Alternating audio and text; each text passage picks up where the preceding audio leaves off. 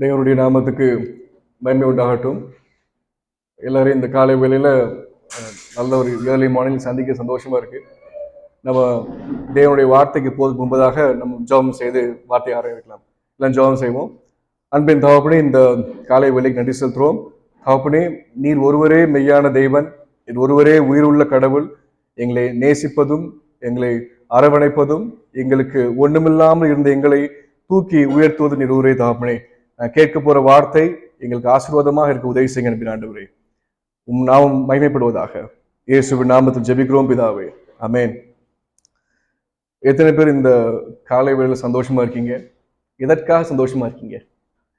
கிறிஸ்து நமக்காக மரித்தார், கிறிஸ்து நமக்காக உயிர்த்தெழுந்தார்.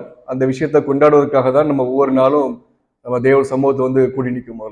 இன்னைக்கு நம்ம தேவனுடைய வார்த்தை பார்க்குற தலைப்பு பார்த்தீங்கன்னா, பிதாவை மகிமைப்படுத்துவது எப்படிங்கிற விஷயத்தை தான் பார்க்க போறோம்.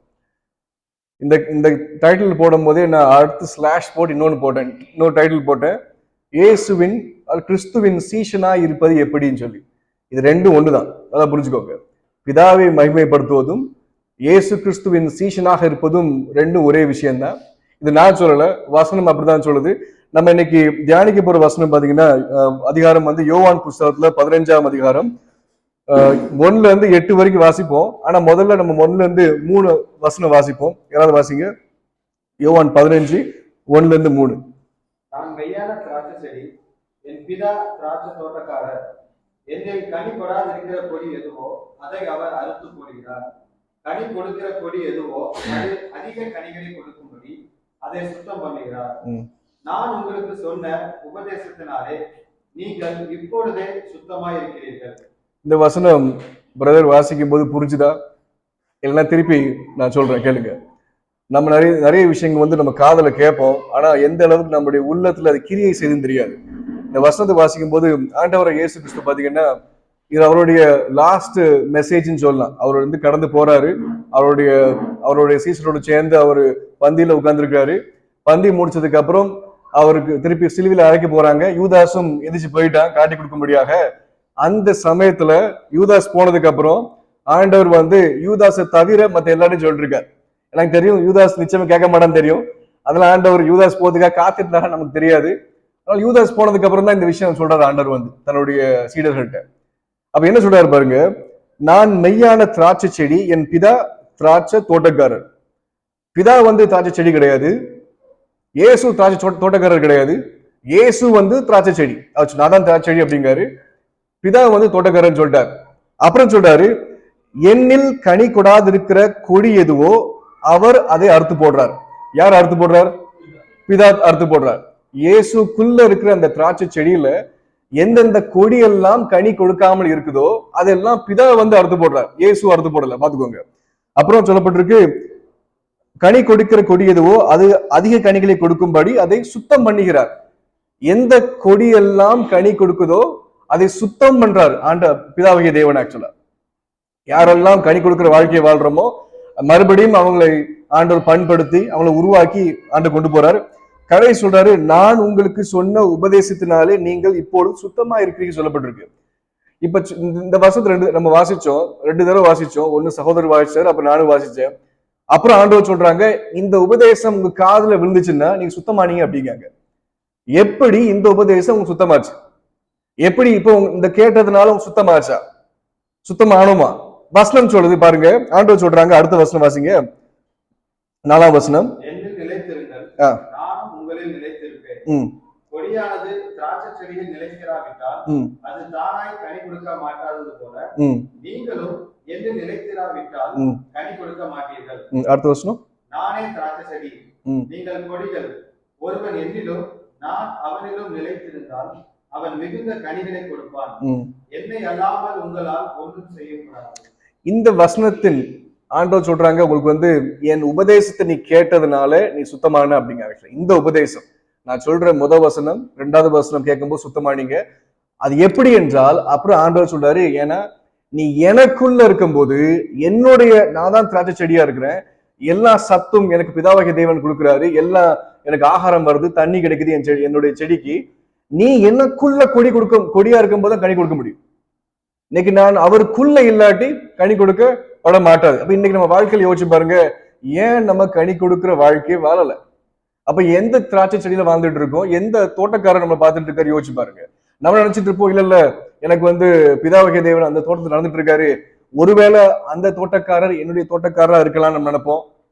இல்ல நம்ம சில டைம் நினைப்போம், நம்மளே செடி நமக்குள்ள வச்சிருப்போம். நம்ம தேவனுடைய கொடியா இருக்க மாட்டோம். நமக்கு தெரிஞ்ச உபதேசங்கள், நமக்கு தெரிஞ்ச வாழ்க்கை முறையை வச்சுக்கிட்டு நம்ம என்ன பண்ணுவோம், நம்மளே ஒரு திராட்சை செடியாக இருப்போம் தவிர இயேசுக்குள்ள ஒரு கொடியாக இருப்போமாங்கிறத நம்ம சிந்திச்சு பார்க்கணும்.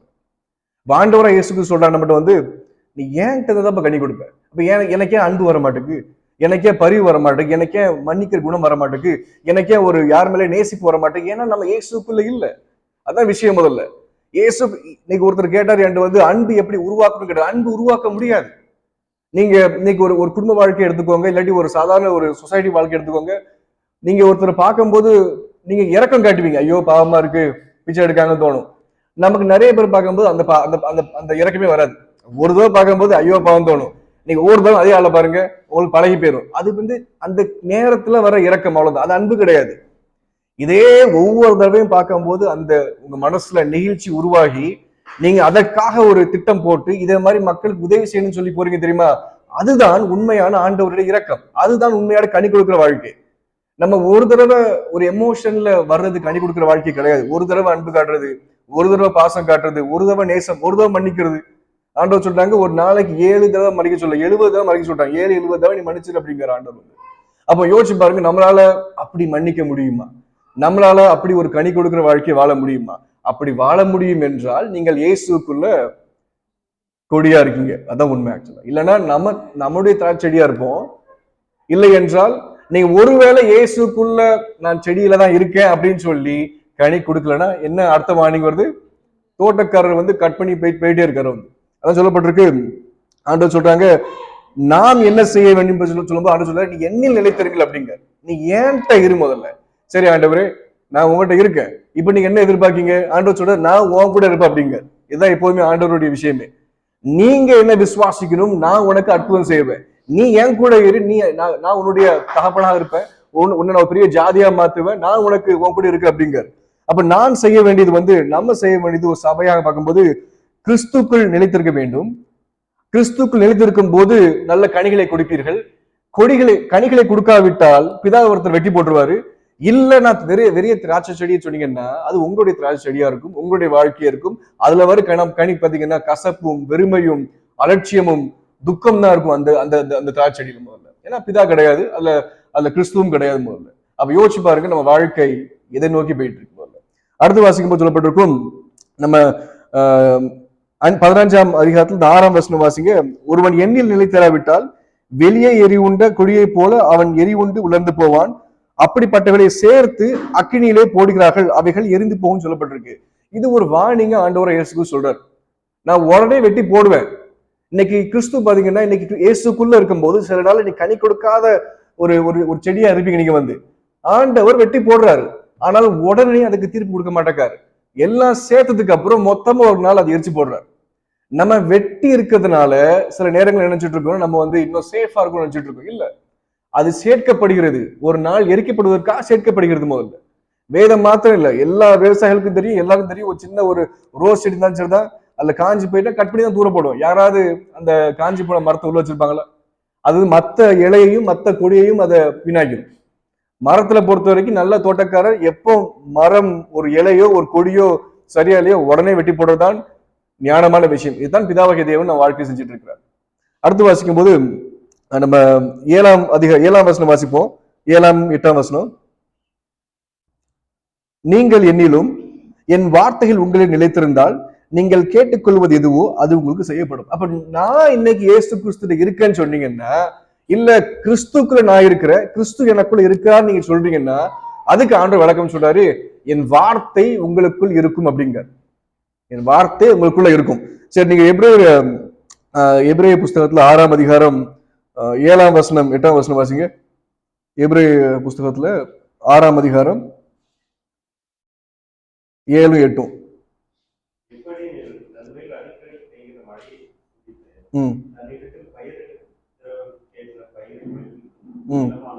ம் தேவனால் ஆசீர்வாதத்தை ம் செடிகளையும் ம் ம் விளைவிக்கிற நிலமோ ம் தகாததாயும் ம் சபிக்கப்படுகிறதுக்கு ஏற்றதாயும் ம் சுட்டரிக்கப்படுகிறதே அது. ஆமா. இந்த வசனம் பாத்தீங்கன்னா தெளிவா சொல்லுது. நமக்கு வந்து அது சபிக்கப்பட்ட ஒரு ஒரு ஒரு விஷயமா இருக்கும். இயேசு கிறிஸ்துக்குள்ள கனி கொடுக்காத அந்த வார்த்தைகளை பின்பற்றாத எந்த கிறிஸ்தவனும் இல்லைன்னா எந்த மனிதனும் பாத்தீங்கன்னா அவன் சபிக்கப்பட்டவனா தான் இருப்பான் முதல்ல. ஏனென்றால் அவனுக்குள்ள கர்த்தருடைய ஜீவன் கிடையாது, வார்த்தை கிடையாது. நான் ரட்சிக்கப்பட்டிருப்பேன், நான் ஞானஸ்தானம் எடுத்திருப்பேன், நான் சபைக்கு வருவேன், நான் பிரசங்கம் பண்ணுவேன், நான் சபைகளை ஸ்தாபிப்பேன், நான் ஆராதனை வீரனா இருப்பேன். ஆனா எதுவுமே எனக்கு பிரயோஜனம் இல்லாம இருக்குது முதல்ல. ஏனென்றால் உங்களை சேர்த்து வச்சிருக்காருன்னு அர்த்தம். ஒரு ஒரு நாளுக்காக ஆண்டவர் சேர்த்து வச்சிருக்காருன்னு அர்த்தம். அப்ப இன்னும் யோசிச்சு பாருங்க, நம்ம வாழ்க்கை கிறிஸ்துக்குள்ள எப்படி இருக்கு முதல்ல. நம்ம மறுபடியும் அந்த யோவான் புஸ்தகத்துக்கு போவோம். 15ஆம் அதிகாரத்துல,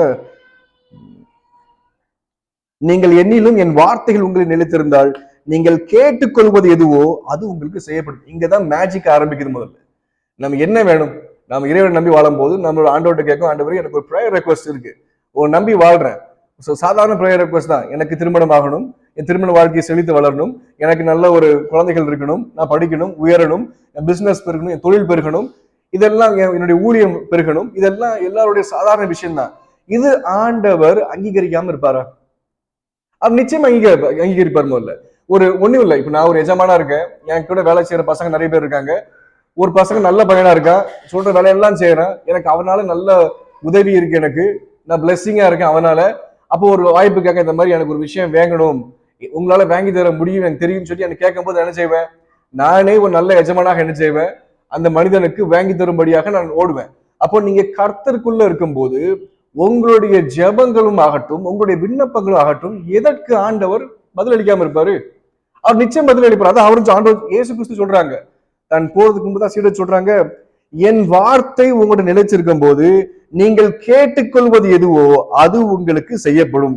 நீங்கள் மிகுந்த கனிகளை கொடுப்பதினால் என் பிதா மகிமைப்படுவார், எனக்கும் சீஷரா இருப்பீர்கள். இதைத்தான் நான் டைட்டில் ஆரம்பிக்க சொன்னேன். பிதா மகிமைப்படுவதும் நீங்கள் சீஷனா இருப்பதும் ரெண்டு ஒரே விஷயம் தான்.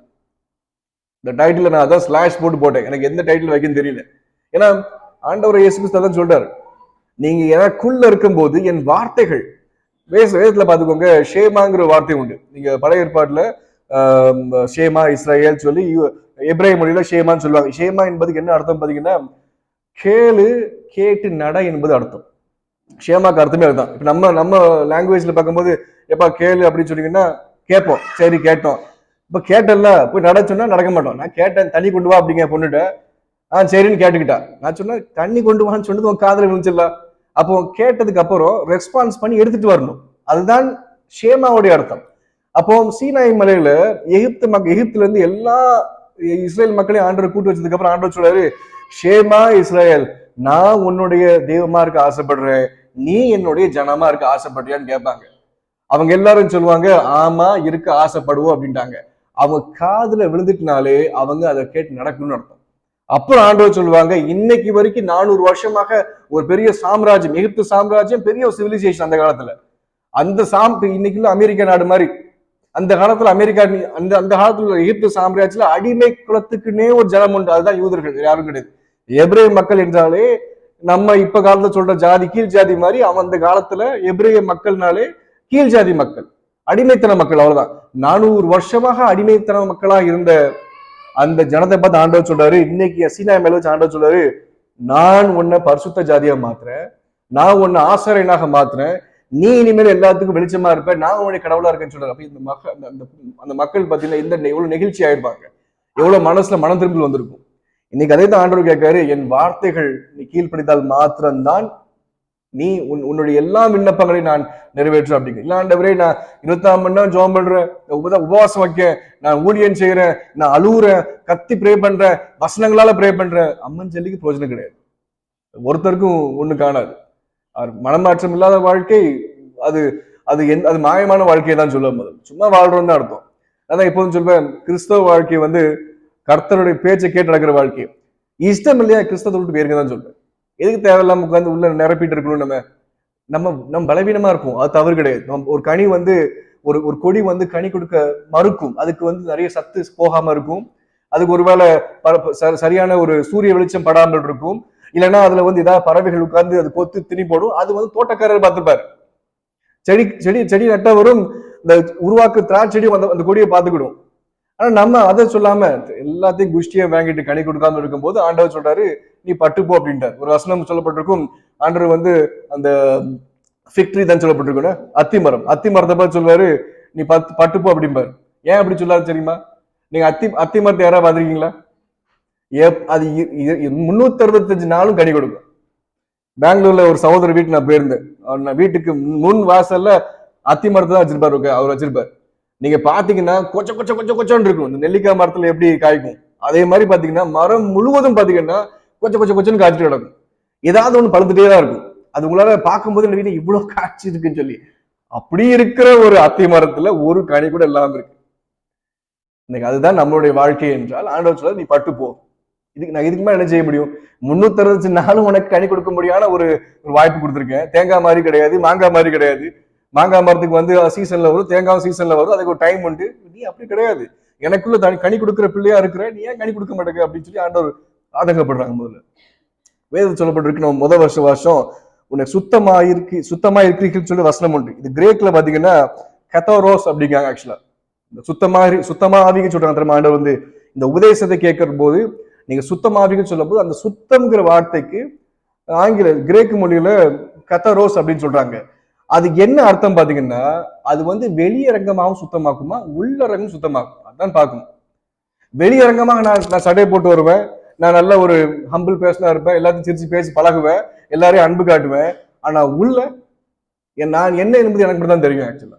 அப்போ இந்த வசனம் ஆண்டவர் வந்து சுத்த மாதிரிகள் சொல்லும் போது உங்களை வெளியும் சுத்தமாக்குவார், உள்ளேயும் சுத்தமாக்குவார். இந்த வார்த்தைக்கு எந்த மொழியிலும் அர்த்தம் கிடையாது. இப்படி நீங்க சுத்த மாதிரி இந்த வார்த்தைக்கு தமிழ்லயும் ஆகட்டும் ஆங்கிலத்திலையும் ஆகட்டும் அதுக்கு அர்த்தம் இல்லாதனால தான் சும்மா பியூரிஃபிகேஷன், கிளென்லினஸ் இல்லாட்டி நீங்க சுத்தமாவீங்கன்னு சொல்லி முடிச்சிட்டாங்க. அது உண்மையான அர்த்தம் பார்க்கும்போது வெளியரங்கமாக நீங்க உங்களுடைய நடவடிக்கைகள், உங்களுடைய பாவனைகள், உங்களுடைய எல்லாத்தையும் மாற்றி காட்டுவீங்களா? அதே மாதிரி பாத்தீங்கன்னா உள்ளரங்கமாகவும் நீங்கள் மாற்றப்படுவீர்கள். உங்களுடைய எமோஷன்ஸ், உங்க ஃபீலிங்ஸ், உங்களுடைய கேரக்டர், உங்களுடைய ஹேபிட், உங்க பழக்க வழக்கங்கள். கேரக்டர்னா என்ன? உங்களுடைய குணம். ஹேபிட்னா என்ன? உங்களுக்கு பழக்க வழக்கம். இந்த உலகத்துல நீங்க இன்ஃபுளுன்ஸ் ஆவீங்க. ரெண்டும் மாறுமா? உங்களுடைய குணமும் மாறும், உங்களுடைய பழக்க வழக்கங்களும் மாறும், உங்களுடைய சிந்தனைகள் மாறும். இதைத்தான் ஆண்டவர் சொல்றாரு, நீ என் வார்த்தைக்குள் நிலைத்திருக்கும் போது மாத்திரம்தான் அது நிறைவேறும் சொல்லி ஆண்டவர் சொல்றாங்க. அல்லேலூயா. இதுதான் ஆண்டவர் சொல்றாரு, என்னுடைய உபதேசம் கேட்கும் போது நீங்கள் சுத்தமாவீர்கள் அப்படிங்காரு. ஏன்னா அவருடைய வார்த்தைக்குள் நிலைச்சிருக்கும் போது நம்ம சுத்தமாகும். எவ்வளவு பெரிய ஒரு ஆண்டவர். நமக்கு வந்து இந்த உலகத்துல மனுஷனாக வரணும் அவசியம் கிடையாது. அவரை எப்படினாலும் சொல்லிடலாம், நீங்க வந்து உலகத்துக்கு வர அவசியம் இல்லை, நீங்க எல்லாம் 7 மலையை தாண்டி 7 கடலை தாண்டி அங்க ஒரு ஜீவ நதி ஓடுது, அதுல மூழ்கி வந்தீங்கன்னா நீங்க சுத்தமாவீர்கள் சொல்லி ஆண்டவர் சொன்னார்னா என்ன ஆயிருக்கும்? ஆயிருக்கலாம். அவர் கடவுள், அவர் சொல்லி முடிச்சிருக்கலாம். எல்லாரும் 7 மலையை தாண்டி, எல்லாரும் 7 கடலை தாண்டி அந்த ஜீவனத்துல போய் நம்ம எல்லாரும் எதுனாலும் பண்ணிருப்போம். அது செஞ்சு முடிச்சிருக்கலாம் அவர் வந்து. ஆனா அவர் அதை செய்யல. அவர் வந்து தன்னுடைய கஷ்டமான விஷயம் என்னன்னா ஜீவனுக்கு ஜீவன் கொடுத்தார். அவர் சொல்றாரு, பாவத்துக்கு மீட்பு ரத்தம்காரு, அவரே ரத்தமாக கொடுத்தார். விஞ்ஞானம் சொல்லிச்சு, மெடிக்கல் சயின்ஸ் சொல்லிச்சு, இல்ல ஹார்ட் தான் ஒரு மனுஷனுடைய உயிர், ஹார்ட் இல்லாட்டி அவன் செத்து போயிடுவாங்க. அப்புறம் ஹார்ட் டிரான்ஸ்பிளான்ட் எல்லாம் பண்ண ஆரம்பிச்சிட்டாங்க. ஹார்ட்டத்துக்கு வெளியே வச்சு இன்னொரு ஹார்ட்டத்துக்கு உள்ளத்துக்கு வச்சு, அப்புறம் அப்ப அது உயிர் இல்லையா? இல்ல பிரெயின் தான்ப்பா உயிர், பிரெயின் போயிட்டுனா மனுஷன் போச்சு அப்படின்னா ஒவ்வொருத்தரும் கோமால 30 வருஷம் கிடக்காங்க. பிரெயின் செத்தாலும் உயிர் போகலன்னு சொல்லிட்டாங்க. கடைசியில வேதம் சொன்ன விஷயத்துக்கு விஞ்ஞானம் வந்து அட்வான்ஸ் சயின்ஸ் அக்செப்ட் பண்ணுது, ஜீவன் ரத்தத்துல தான் இருக்கு. ஒரு மனுஷனுடைய உடம்புல இருந்து மொத்த ரத்தம் எடுத்துட்டீங்கன்னா அவன் உடம்புல ஜீவன் இருக்காரு. ரத்தத்துல தான் ஆண்டவர் உயிர் கொடுத்திருக்காரு. ஆண்டவராக இயேசு கிறிஸ்து தேவனாய் கர்த்தர் சொல்வேன், ஆதாமை மண்ணில் உருவாக்கும் போது இது ஜீவ சுவாசம் அவர் கொடுத்த போது அது ஜீவ ஆத்மாக மாறும் போது அந்த மண்ணுக்குள்ள ரத்தம் தான் ஊறி இருக்கும். ரத்தம் தான் அந்த மண்ணில் சூடு உருவாகி இருக்கும். ரத்தம் தான் எல்லாமே, அதான் ரத்தம் தான் ஜெயம். அதான் ஆண்டவர் சொல்றாரு, நான் ரத்தத்தை கொடுத்து மீட்பேன், என் ஜீவனை கொடுப்பார். வேதம் சொல்றதுக்கு ஹிஸ்டாரிக்கலி சொல்லப்பட்டிருக்கு, ஆண்டவராக இயேசு கிறிஸ்து வந்து மொத்த சொட்டு ரத்தத்தை நமக்காக கொடுத்தார். அதனால தான் விழாயில குத்தும் போது தண்ணீர் வந்துச்சு. நமக்கு எல்லாம் குத்த என்ன வரும்? ரத்தம் தான் வரும். அவர் எல்லா ரத்தத்தையும் நமக்காக சிந்தினார். ஒரு சொட்டு கூட நமக்காக அவர் விட்டு வைக்கல. எப்பேற்பட்ட ஒரு தேவன். அவருக்கு தெரியும், இன்னும் ஒரு கொஞ்ச நேரத்துல என்ன சிலுவையில் அடைக்க போறாங்க, நான் ரத்தத்தை முழுவதும் கொடுக்க போறேன். அது ஒரு மோசமான ஒரு மரணமா இருக்க போது, அது மோசமான அது அழுகுறலா இருக்கும். இதை யோசிச்சு பார்த்து ஆண்டவரே சொல்றாங்க, இந்த உங்களுக்கு விருப்பமானால் இந்த பாத்திரத்தை எடுத்துக்கொள்ளுங்க அப்படிங்கிறார். ஏன்னா அப்பேற்பட்ட ஒரு அந்த ஒரு கண்டிஷனுக்குள்ள யாரும் போக முடியாது. ஆனாலும் நான் பிதா உங்களோட சித்தம் அது என்றால் நான் ஒப்பு கொடுக்குறேன்னு சொல்லி எப்பேற்பட்ட ஒரு தெய்வம் யோசிச்சு பாருங்க. அவர் சிலுவையில அவர் தொங்கும் போது உலகத்துடைய எல்லா சாபம், எல்லா பாவம், எல்லா வியாதி, எல்லா வறுமை, எல்லா கேன்சர், எல்லா வலிகளும் அவர் மேல சுமக்கப்படும் போது என்னை ஏன் கைவிட்டீர் சொல்லி அவர் முடியாம கத்துறாரு. ஆக்சுவலி என்னை ஏன் கைவிட்டீர் ஆண்டவரே அப்படின்னு சொல்லி. ஏனென்றால் அவர் பிதாவுக்கு மறைவா போறாரு. இன்னைக்கு வரைக்கும் பிதாவு அவர் சொல்றாரு, நானும் என்னை கண்டால் பிதாவே கண்டால். நான் சொல்றது அவரோட சீசன் கேட்கிறார். ஆக்சுவலா ஆண்டவரே பிதா எங்க, உனக்கு இன்னமா தெரியலப்பா, நீ என்னை கண்டால் பிதாவே கண்டான் அப்படிங்கார். நான் பேசுறது எல்லாம் அவர் சொல்லிதான் நான் பேசுறேன் அப்படிங்கார். அப்படி அந்நுண்ணியமாக அந்த திருத்தவ கடவுள் பாத்தீங்கன்னா அவர் நமக்காக அவர் மரித்து தொங்கும் போது அந்த பிரிவு அவரால் தாங்க முடியல. தன் பிதாவை பிரிக்கும் போது அவர் அழுறாரு, ஆண்டவரே என்னை ஏன் கைவிட்டீர் அப்படின்னு சொல்லி. அவர் மனுஷனாக சொல்றார். அவர் ஒரு மனுஷனுடைய பாவத்தை சுமந்த மனுஷன் என்ன சொல்லுவான்? ஒரு பாவமுள்ள மனுஷன் சொல்லுவான், இதான் சொல்லுவான். ஒரு பாவமுள்ள ஒரு சாவமுள்ள மனுஷன் அப்ப யோசிச்சு பாருங்க. தேவன் சொல்றாங்க, இந்த உபதேசம் உங்களை சுத்திகரிக்கும், வெளியையும் சுத்திகரிக்கும், உள்ளையும் சுத்திகரிக்கும். வெளியே காட்ட ஆரம்பிப்பீங்க என்னென்ன விஷயம் சொல்லி, உள்ள அதுக்கேற்ற மாற்றம் உருவாகும். அப்படி ஒரு கனி கொடுக்கிற வாழ்க்கை வாழ்வதுதான் கிறிஸ்து கேட்கிற விஷயம். இதான் ஆண்டவர் சொல்றாரு நம்மகிட்ட நீங்கள் மிகுந்த கனிகளை கொடுப்பதினால் என் பிதா மகிமைப்படுவார். இன்னைக்கு நீங்க பிதாவை மகிமைப்படுத்துற வாழ்க்கை வேணும்னு நினைச்சீங்கன்னா சிம்பிள் தான். நீங்க கனி கொடுக்கிற வாழ்க்கையை வாழுங்க, பிதா மகிமைப்படுவார். அதுதான் கிறிஸ்துவின் சீஷனாக இருப்பீங்க. நான் பைபிள் காலேஜ் போனேன், நான் எம்டி படித்தேன், எம்டிகேட் படித்தேன், நான் ஊழியர் செஞ்சேன், சாட்சி சொன்னேன், இதெல்லாம் பிதாவை மகிமைப்படுத்தாது. இதெல்லாம் எனக்கு அறிவு கொடுக்கும். நான் எம்டிஹெச் படிக்கும்போது, பிடிஹெச் படிக்கும்போது, நான் எம்டி படிக்கும்போது, நான் ஊழியர்களுக்கு போகும்போது நிறைய அனுபவங்கள் கொடுக்கும், நிறைய அறிவு கொடுக்கும். ஆனால் தேவனுடைய வார்த்தை மாத்திரம் தான் எனக்கு கனி கொடுக்கும். கனி கொடுக்கிற வாழ்க்கை வாழணுமா, இல்லைன்னா நம்ம அறிவுள்ள வாழ்க்கை வாழணும். கனி கொடுக்கிற வாழ்க்கை தான் வாழ்ந்தாகணும், அறிவுள்ள வாழ்க்கை தேவையில்லை. இன்னைக்கு பொண்ணை கூப்பிட்டு நான் ட்ரிக்னாமெட்ரி எழுத சொன்னா அவ பாட்டுக்கு நான் ஸ்பெல்லிங் சொல்ல எழுதுவா, TRIGONO நான் சொல்ல அப்படி எழுதுவா. அது வெறும் நான் சொல்ல எழுதுறது. இன்னைக்கு ஆண்டவர் உங்களோட வசனம் பேசும்போது நீங்க அதை அறிவுல வச்சிருப்பீங்க, ஆனா அதோடைய அர்த்தம் என் மகளுக்கு தெரியுமா, அது என்ன செய்யும் மகளுக்கு தெரியுமா, தெரியாது. இன்னைக்கு அப்பேற்பட்ட கிறிஸ்தவனாக வாழும் போது நமக்கு நிச்சயமா கனிகள் வராது நம்ம வாழ்க்கையில. அப்ப இன்னைக்கு நம்ம யோசிக்க வேண்டிய ஒரு விஷயம் நம்ம இயேசுக்குள்ள கனி கொடுக்கிற ஒரு கொடியா இருக்கிறோமா, அடுத்து அந்த கொடி இயேசு என்ற திராட்சை செடியில இருக்கப்படுதா, அந்த செடி தோட்டக்காரர் யார்? ஒருவேளை கிறிஸ்துவின் கொடியாக இருந்தீங்கன்னா தோட்டக்காரர் பிதா. இல்ல நான் ஒரு தோட்டம் வச்சிருக்கேன்ப்பா, என் தோட்டத்துல நானே கனி கொடுக்குன்னு சொன்னீங்கன்னா அது நிச்சயமாக பிதா இல்லாத எல்லா இடமும் இருளா தான் இருக்கும். அது நமக்கு நன்மை கொடுக்காது. நம்ம ஏன் ஆண்டவர்கிட்ட போய் ஆண்டவரே சமாதானம் கேட்கும்? இஸ்லாம் மக்கள் பாருங்க, சலாம் அலைக்கும், எல்லாரையும் பார்த்துட்டு சலாம் அலைக்கும் சலாம் அலைக்கும். ஏன் சலாம் அலைக்கும் என்றால் சமாதானம் உங்களுக்கு இருப்பதாக என்பது அர்த்தம். சமாதானம் நமக்கு வேதம் சொல்றது கிறிஸ்து தான் சமாதானமா. நான் போய் ஆண்டவரே எனக்கு சமாதானம் இல்லைன்னு சொன்னேன்னா எனக்குள்ள கிறிஸ்து இல்லை என்பதுதான் அர்த்தம். அதுதான் விஷயமே. எனக்குள்ள மகிழ்ச்சி இல்லை என்றால் எனக்குள்ள கிறிஸ்து இல்லை என்பதுதான் அர்த்தம். எனக்குள்ள ஒரு நம்பிக்கை இல்லை என்றால் எனக்குள்ள கிறிஸ்து இல்லை என்பதுதான் அர்த்தம். ஏன்னா இந்த ஆத்மா, இந்த ஆவி எதிரிலேயே எந்த சேர்ந்து இருக்குன்னு யோசிச்சு பார்க்கணும். வாழ்ற வாழ்க்கை கடைசி காலத்துல வாழ்ந்துட்டு இருக்கோம். இந்த கடைசி காலங்களை நம்ம வழி தப்பும்படியாக, நம்மளை டிசைவ் பண்ணும்படியாக எல்லா மாயையும் நம்ம சுத்திட்டு இருக்கு. ஆனால் நாம எப்படி வாழ்றோங்கிறத நம்ம யோசிச்சு பார்க்கணும்.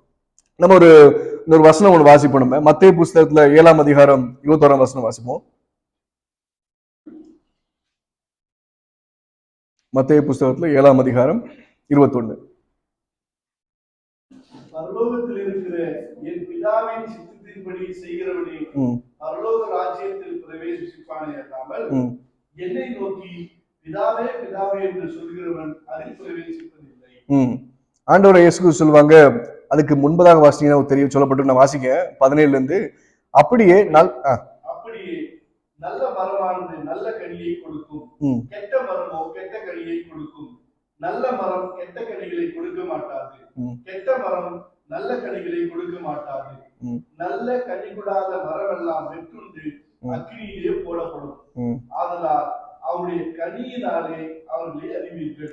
இதுக்கப்புறம் தான் அவர் சொல்றாரு, நீ கர்த்தாவே கர்த்தாவே பிதாவே பிதாவே என்னை காப்பாத்துக்கன்னா அவர் நீ யாருன்னு அப்படி கேட்க, நீ யார்? அதுக்கு அர்த்த வசனம் சொல்லப்பட்டு வாசிங்க, 22 வாசிங்க. அந்நாளில் அநேக தேவனை நோக்கி கர்த்தாவே கர்த்தாவே ஒரு நாமத்தினாலே தீர்க்கதரிசனம் உரைத்தோம் அல்லவா, ஒரு நாமத்தினாலே பிசாசுகளை துரைத்தோம் அல்லவா, உமது நாமத்தினாலே அநேக அற்புதங்களை செய்தோம் அல்லவா என்பார்கள். அப்பொழுது நான் ஒரு காலம் உங்களை அறியவில்லை, அக்கிரம செய்கைக்காரரை என்னை விட்டு அகன்று போங்கள் என்று சொல்லுவேன். ஆமா, இப்ப இதான் விஷயம். அப்ப ஜீசஸ் ஆண்டவர் சொல்றாங்க, இப்ப நீ ஆண்டவரே உங்க நாமத்துல நாங்க அற்புதம் செஞ்சோம், நாங்க அடையாளம் செஞ்சோம், நாங்க தீர்க்கதரிசனம் உரைச்சோம், நீ எல்லாம் செஞ்சுட்டு போ, எனக்கு அது சம்மந்தமே கிடையாது. என் பிதாவின் சித்தம் செய்யாத மனுஷன் நீங்க. அதுக்கு முன்பதாக திருப்பி சொல்றாரு, கனி கொடுக்காத மரம் கனி கொடுக்கிற மரம் சொல்றாரு. இதே வசனங்களை தான் ஆண்டவர் பாத்தீங்கன்னா மறுபடியும் அவருடைய சீடர்கிட்ட பேசும்போது சொல்றாரு, கனி கொடுக்கிற மரமே வாழ்ந்துக்கோ, அதுதான் பிதாவை மகிமைப்படுத்துறோம் அப்படிங்க. இன்னைக்கு இந்த உலக வாழ்க்கையில வாழ்வது எதற்காக வாழ்றோம்? பிதாவை மகிமைப்படுத்துறதுக்காக தான் இந்த உலகத்தை வாழ்றோம். நம்ம பிதாவை மகிமைப்படுத்துறோம் என்றால் நாம் கனி கொடுக்கிற மனுஷனாக வாழ வேண்டும். அவருடைய வார்த்தை நம்ம நிலைக்கும். அதே மாதிரி பாத்தீங்கன்னா அவரும் நம்ம கூட இருக்காரு. அதான் நமக்கு பெரிய விஷயமே தான். அவர் நான் சொல்றேன், நான் விட்டு போக மாட்டேன்ப்பா, நீ என்னென்ன கேட்கியோ அதெல்லாம் தார அப்படிங்க. கர்த்தரை நம்பி வாழ்ற ஜனம் என்னைக்கு வைக்கப்பட்டு போயிருக்கு? ஒரு ஒரு எடுத்துக்காட்டு காட்டுங்களேன், பைபிள்ல காட்டுங்க, இல்லாட்டி இந்த உலக வாழ்க்கையில் கர்த்தரை நம்பி வாழ்ற ஜனம் என்னைக்கு வைக்கப்பட்டு போகாது. சங்கீதக்காரர் தான் சொல்ற, சங்கீதத்தை 31ஆம் அதிகாரத்துல 14-15 வாசிங்கன்னா, சங்கீதம் 34-31 வாசிக்கிறேன். நானோ கர்த்தாவே உம்மை நம்பி இருக்கிறேன், நீரே என் தேவன் என்று சொன்னேன். என் காலங்கள் உமது கரத்தில் இருக்கிறது, என் சத்துருக்கள் கைக்கும் என்னை துன்பப்படுத்தியவர்கள் கைக்கும் என்னை தப்பிவையும். நீர் உமது முகத்தை உமது ஊழியக்காரன் மேல் பிரகாசிக்க பண்ணி உமது கிருபையினாலே என்னை ரட்சியும். கர்த்தாவே உம்மை நோக்கி கூப்பிட்டேன், நான் வெக்கப்பட்டு போகாதபடி செய்யும். துன்மார்க்க வெக்கப்பட்டு பாதாளத்தில் மௌனமா இருக்கட்டும் சொல்லி முடிக்கிறார். ஆக்சுவலா அப்ப கர்த்தரை நம்பி இருக்கிற ஜனம், கடவுளுடைய வார்த்தையை கீழ்படுகிற ஜனம், கனி கொடுக்கிற ஜனம் பாத்தீங்கன்னா எந்த இடத்துல வெக்கப்பட்டு போக மாட்டாங்க. அப்போ நம்ம ஏன் சில நேரங்கள்ல நம்ம ஒரு சூழ்நிலையில் தள்ளப்படுறோம், ஒரு கஷ்டமான ஒரு ப்ரெஷர்ல, ஒரு கஷ்டமான ஒரு இடத்துல ஏன் தள்ளப்படுறோம் பாத்தீங்கன்னா, ஆண்டவர் நம்மளை உருவாக்குறாங்க. நாம எப்படி இருக்கோங்க நமக்கு ஆண்டவர் காட்டுறாங்க. வேதம் தெளிவாக சொல்லுது, கடவுள் ஒரு மனுஷனை சோதிக்க மாட்டாரா. ஆனா வேதம் சொல்லுது ஆண்டவர் பரீட்சை பாப்பான்னு சொல்லப்பட்டிருக்கு. நிறைய பேர் கேட்பாங்க, அப்ப ஏன் ஆபிரகாம் ஆண்டவர் சோதிச்சாரு? ஆண்டவர் சோதிக்கல, ஆண்டவர் பரீட்சை பார்க்காரு. நல்லா புரிஞ்சுக்கோங்க, தேவன் ஒரு மனுஷனுக்கு பரீட்சை கொடுக்கும் போது அவன் பாஸ் ஆவான். நம்ம செல்ஃப் எக்ஸாமின் பண்ண பாரு, நம்ம அவன் கீழே விழ மாட்டான். இதே வேதம் சொல்லுது, ஒரு மனுஷன் எதனால் சோதிக்கப்படுறான் பாத்தீங்கன்னா, அவன் சுய இச்சையினால் அவன் சோதிக்கப்படுறான்னு சொல்லப்பட்டிருக்கு. கடவுள் சோதிக்கல ஒரு மனுஷனை, கடவுள் பரீட்சை பார்ப்பார். அந்த பரீட்சை நடத்த முடிச்சு அடுத்த நிமிஷம் பாஸ் ஆயிருவீங்க. ஆண்டவர் சொல்வார், பாரு நான் சொன்னேன்ல, நீ என் மேல எவ்வளவு விசுவாசம் உள்ளவனா இருக்க பாரு, உன்னுடைய சொந்த குமாரன் நீ எனக்காக நீ பலி கொடுக்க போன, அவன் காமிச்சிட்டான் பாரு. அப்புறம் தான் ஆபிரகாமுக்கு நிம்மதியா இருக்கும். ஆமா, உண்மையிலேயே ஆண்டவர் எவ்வளவு நேசிக்கன்னு சொல்லி அவருக்கு நம்பிக்கை கொடுக்கிறாரு. வேதம் சொல்றது யாக்கோபு புத்தகத்துல, சுய இச்சையினால் தான் ஒவ்வொருத்தரும் சோதிக்கப்படுறோம். அவர் எந்த காரணமும் கிடையாது. சுய இச்சை என்ன ஆண்டவரு? சுயம் என்பது தன்னை சார்ந்த ஒரு எமோஷன்ஸ் நம்பி, ஏன்னா என்னுடைய குடும்பம், என் ஊழியம், என் சபை, என் பிசினஸ், நானு இப்படியே யோசிக்கதான் சுயம். இச்சைன்னா என்ன? நான் எப்போதும் சொல்லுவேன், ஒரு 3 இட்லி சாப்பிடுறேன், ஒரு சட்னி இருக்கு, சாப்பிட்டு முடிச்சதுக்கு மிச்ச சட்னிக்கு ஒரு எக்ஸ்ட்ரா இட்லி வாங்கலாம் தெரியுமா? அப்புறம் மிச்ச இட்லிக்கு எக்ஸ்ட்ரா ஒரு சாம்பார் வாங்கலாம் தெரியுமா? இதுதான் இச்சை. ஆக்சுவலா இச்சை என்பது பெரிய விஷயம் எல்லாம் கிடையாது, அதிகமா ஆசைப்படுது. இன்னைக்கு பாருங்க, நம்ம யூடியூப்ல ஷார்ட்ஸ் பார்த்துட்டு இருப்போம், நமக்கு போதும் எஞ்சி கிளம்பலாம் தோணும், அதையும் தாண்டி ஒரு நேரத்தை செலவிட்டு தெரியுமா? அடுத்த பாக்குற ஷார்ட்ஸ், அடுத்த பாக்குற ஒவ்வொரு யூடியூப், அதுதான் இச்சை. முதல்ல இச்சை என்பது எந்த ஒரு மோசமான வார்த்தை கிடையாது, ஆனா ஒரு நம்மளை கேடுகட்ட வாழ்க்கை கொண்டு போய் விட்டுரும். அது அந்த குணம், அது குணமாயிரு. நமக்கு எல்லாத்தையும் அபகரிக்கிறது, எல்லாத்தையும் பார்த்து ஆசைப்படுது, எல்லார் மேலேயும் பொறாம வைக்கிறது. அப்போ இப்பேற்பட்ட ஒரு வாழ்க்கை நமக்கு சுய இச்சை கொடுக்கும். அதான் ஆண்டவர் சொல்ற, நீ சுய இச்சையில்தான்ப்பா சோதிக்கப்படுற. நான் உன்னை, தேவன் ஒரு காலம் ஒரு மனுஷன் சோதிக்கப்பட மாட்டான்னு வேதம் சொல்லுது. அதே நேரத்தில் ஆண்டவர் சொல்ற, நான் மனுஷனை பரீட்சை பார்ப்பேன். இதற்கு என்ன பாஸ் பண்ணி வைக்கிறதுக்கு தான். அவர் பரீட்சை பார்த்து எந்த மனுஷனையும் விழமாட்டான். அதான் புரிஞ்சுக்கோங்க. அவர் பரீட்சை பார்த்து அடுத்த நிமிஷம் எந்த இடத்துல நீங்க சொல்லுங்க, யோபு விழுந்தாரா, ஆபிரகாம் விழுந்தாரா, மோசே விழுந்தாரா, தாவீது விழுந்தாரா? பரீட்சை பார்க்கும் போது சொல்லுவார். எந்த பரீட்சையிலையும் தாவீதுக்கு என்ன பரீட்சை சொல்லுங்க? ஒரு கரடி வருது, சிங்கம் வருது, பெரிய சோதனை தான், ஒரு ஆட்டை தூக்கிட்டு போகுது, இவர் அப்படியே விட்டுட்டு போனாரா? சண்டை போடுறாரு, ஆண்டவர்கிட்ட காட்டுறாரு, நீ என்ன நம்பி இருக்கிற, நீ கோலியை தப்பி அடி, நம்பி இருக்கிற, நீ பரீட்சைக்கு போற, நான் உன்னை பாஸ் பண்ணி விடுறேன். இதுதான் ஆண்டவருடைய தீர்மானம். இதுதான் ஆண்டவர் நம்ம வாழ்க்கையில் பண்ணுவார். அற்புதமான ஆண்டவர், நம்ம நேசிக்கிற ஆண்டவராகட்டும், ஒரு அற்புதமான ஆண்டவர். அப்ப இன்னைக்கு நான் உங்கள்கிட்ட கொடுக்க வேண்டிய, அதாவது கற்றுக்கொள்ள வேண்டிய விஷயம், நான் ஒரு விஷயம் நம்ம இங்கிலீஷ் சொன்னா டேக் அவே அப்படிம்பாங்க, அதை நான் கற்றுக்கொள்ள வேண்டிய விஷயம் சொல்றேன். டேக் அவே எப்படி எடுக்கிறது தெரியல, எடுத்துட்டு போக சொல்ல முடியாது. அதனால டேக் அவே பாத்தீங்கன்னா கற்றுக்கொள்ள வேண்டிய விஷயம் நீங்கள் செடியா அல்லது கொடியா? ஏன் தீர்மானம் நானே எடுக்கனா, இல்லைன்னா கிறிஸ்துவை போல நான் வாழ முயற்சி பண்றேன். நான் கிறிஸ்துவை நம்பி வாழும் போது அவருக்குள்ள இருக்கிறதுனால அந்த செடியை நம்பி வாழ்றேன். இல்ல என் வாழ்க்கை, என் தீர்மானம், என் லைஃப் நினைச்சீங்கன்னா, என் ஊழியம், என் பிசினஸ் நினைச்சீங்கன்னா நீங்க தனி செடியாயிருவீங்க. அதனால நீங்க செடியா கொடியா என்பதை கொஞ்சம் யோசிச்சு பாருங்க. அடுத்து, கர்த்தருடைய வார்த்தையை கனம் செய்து பின்பற்றுகிறோமா? நம்ம யோசிச்சு பார்க்கணும். அவருடைய வார்த்தையை வாசிக்கிறோம், என்ன சொல்ல வர்றாரு நமக்கு தெரியும் முதல்ல. அப்ப நம்ம அதன்படி வாழ முயற்சி பண்றோமா? சின்ன பிள்ளைங்க பாருங்க, ஸ்கூல்ல சொல்லுவாங்க போய் சொல்லாத அப்படிங்காங்க, அம்மா அப்பாவுக்கு மரியாதை செல்லுன்னு சொல்றாங்க, ஏமாத்தாத அப்படின்னு சொல்றாங்க. எதுக்கு சொல்றாங்க? அந்த பிள்ளை பெருசா நம்மள மாதிரி ஆகும்போது போய் சொல்லாது, ஏமாற்றக்கூடாது, நம்ம பெருசானதுக்கு அப்புறம் இந்த வேலையை செய்ய ஆரம்பிக்கும். சின்ன வயசுல ஏன் செய்ய மாட்டோம்? சின்ன வயசுல பயந்து நிற்கும் டீச்சருக்கு, பேரண்ட்ஸுக்கு. ஆனா இப்ப என்ன ஆகுது நமக்கு? அதையும் தாண்டி நமக்குள்ள சுயம் வந்து நிக்குது. அப்போ சின்ன வயசுல ஒரு சின்ன வயசுல ஒரு மாரல் ஸ்கூல்ல இப்படி சொல்லி தராங்கன்னா, அந்த பிள்ளை அப்படிதான் கடைசி வரைக்கும் வாழணும் அப்படின்னு சொல்லி, அந்த குழந்தை அப்படிதான் இருக்கணும் அப்படின்னு சொல்லி, அதை விட்டு நம்ம வந்து கர்த்தரை வார்த்தை கனம் கொடுக்காம யோசிச்சு பார்க்கணும். இன்னொன்னு, உண்மையாகவே கர்த்தருடைய சீஷனாக நீ இருக்கிறீங்களா?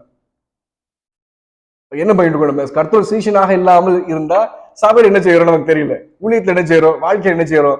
நம்ம அல்டிமேட் கோல் பாத்தீங்கன்னா கிறிஸ்துவின் சீஷனாக வாழ வேண்டும். இல்லை என்றால், இல்லைன்னு சொல்ல மாட்டேன், இஸ் ஈக்குவல் டு நீங்க பிதாவை மகிமைப்படுத்துற ஒரு வாழ்க்கையை வாழ வேண்டும். இதுதான் விஷயம். அப்ப இன்னைக்கு நம்ம கேட்டுக்கொண்ட வசனம் நம்ம காதுல போகாம நம்முடைய உள்ளத்துல போய் அது மனமாற்றம் உருவாக்குதுன்னா, இதுதான் ஆண்டவர் எதிர்பார்க்கிற விஷயம். அவர் உள்ளேயும் சுத்திகரிப்பார். இதுதான் சொல்றாரு, என்னுடைய உபதேசம் ஒண்ணு சுத்திகரிச்சுட்டு அப்படிங்கிறார். வசனத்தை வாசி முடிக்கிறேன். கடைசியா 3ஆம் வசனத்தை வாசிங்க. யோவான் 15. நான் உங்களுக்கு சொன்ன உபதேசத்தினாலே நீங்கள் இப்பொழுதே சுத்தமா இருக்கிறீர்கள். அவ்வளவுதான். அப்போ இப்போது நான் சுத்தம் ஆயிட்டேன். இந்த உபதேசம் தான் ஆண்டவர் சொல்றாங்க, எதுவுமே கிடையாது. நான் சொன்ன உபதேசத்தினாலே நீங்க சுத்தமானீர்கள் சொல்லி ஆண்டவர் முடிச்சிட்டேன். அப்ப இன்னைக்கு நம்ம ஜெபம் செய்து நம்ம இந்த நாளில நம்ம வந்து கர்த்தருக்கு மகிமை செலுத்துற வாழ்க்கையை வாழ்வோம். அதற்காகவே நம்ம ஜெபம் செய்வோம். கண்களை மூடுவோம். அன்பின் பரலோக தகப்பனே, இந்த காலை வேளைக்கு நன்றி செலுத்துறோம் ராஜா. எப்பேற்பட்ட ஒரு இறைவன் எங்களோடு இருக்கீங்க, எப்பேற்பட்ட ஒரு தேவன் நீங்க. உங்களை மாறி ஒரு கடவுள் எங்களை நேசிக்க எங்களை அரவணைக்கு யாரும் இல்லைன்னு ஆண்டவரே. அப்பா, உங்க வார்த்தையை நாங்கள் கனம் செய்து நாங்கள் எங்கள் உள்புறமும் வெளியரங்கமும் ராஜா நாங்கள் மாற்றப்படுகிற ஒரு வாழ்க்கை தரும்படியா ஜெபிக்கிறோம். எங்களுக்குள்ள ராஜா கனி கொடுக்கிற வாழ்க்கை கொடுக்கும்படியா ஜெபிக்கிறோம். உங்களை மகிமைப்படுத்துற ஒரு வாழ்க்கையை கொடுக்கும்படியா உதவி செய்யுங்க ஆண்டவரே. நான் கிறிஸ்துவின் சீஷனா இருப்பது பிதாவை மகிமைப்படுத்துவதற்காக மாத்திரம் இல்லாமல் வேறு எந்த மனுஷனையோ, எந்த ஆர்கனைசேஷனையோ, எந்த சுயத்தையோ நான் கனம் செலுத்துவதற்காக இல்ல, நான் பிதாவை மகிமை செலுத்தும்படியான ஒரு வாழ்க்கை வாழும்படியாக இங்க வந்த ஒவ்வொருத்தரையும் ஆசீர்வதிங்க. நன்றி செலுத்துறோம். இயேசுவின் நாமத்தில் ஜெபிக்கிறோம் பிதாவே, ஆமென்.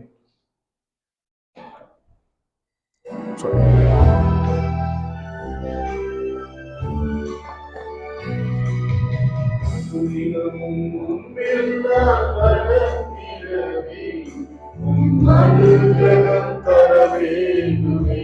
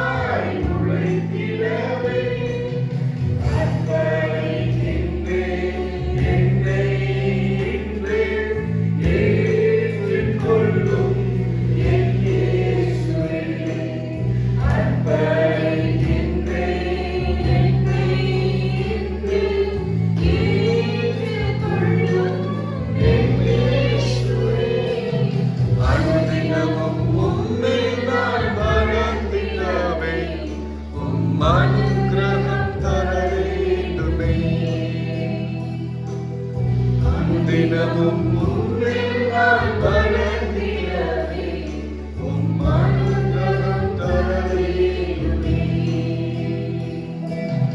என்னால் ஒன்றும் கூடாதையா, எல்லாம் உம்மால் கூடும். என்னால் ஒன்றும் கூடாதையா, எல்லாம் உம்மால் கூடும்.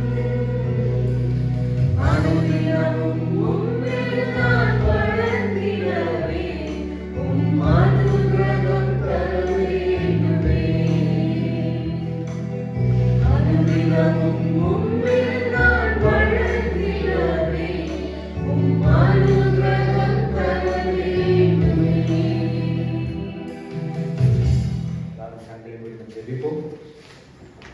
கேள்விகள் நல்ல தாவுகளை உங்களை நன்றியோடு ஜெபிக்கிறோம். இந்த நாள் ஆராதனை ஆசீர்வதித்து தந்த தயவுக்காக உங்களுக்கு நன்றி. ஆராதனை நடத்துகிற விஜய்க்காய் ஸ்தோத்திரம். செய்தி கொடுத்த பிரதர் ஏஜன்ஸ்காய் ஸ்தோத்திரம். எங்களோடு கூட பேசின தயவுக்காய் நன்றி ராஜா. ஒரு கனி கொடுக்கிற வாழ்க்கையை வாழ என் தேவன் எங்களுக்கு உதவி செய்யும்படியாக ஜெபிக்கிறோம். உண்மை மகிமைப்படுத்தும்படியாகவே நீர் எங்களுக்கு தெரிந்து கொண்ட தேவன். உமக்கு உண்மையான சீஷராய் வாழும்படியாக எங்களுக்கு உதவி செய்யும்படியாக ஜெபிக்கிறோம். அந்த ஒருவருக்காய் ஜெபிக்கிறோம். எல்லாரும் என் தேவையை ஆசீர்வதிப்பீராக. ஒரு குடும்பத்தின் தேவைகளை என் தேவையை சந்திக்கும்படியாக ஜெபிக்கிறோம். உடைய கரம் இந்த வாரம் முழுவதும் எங்களோடு கூட இருக்கும்படியாக ஜெபிக்கிறோம். எல்லாவற்றையும் உடைய கரத்துல தாழ்த்தி அர்ப்பணித்து ஜெபிக்கிறோம். இயேசுவின் நாமத்தில் பிதாவே ஆமென். ஒரு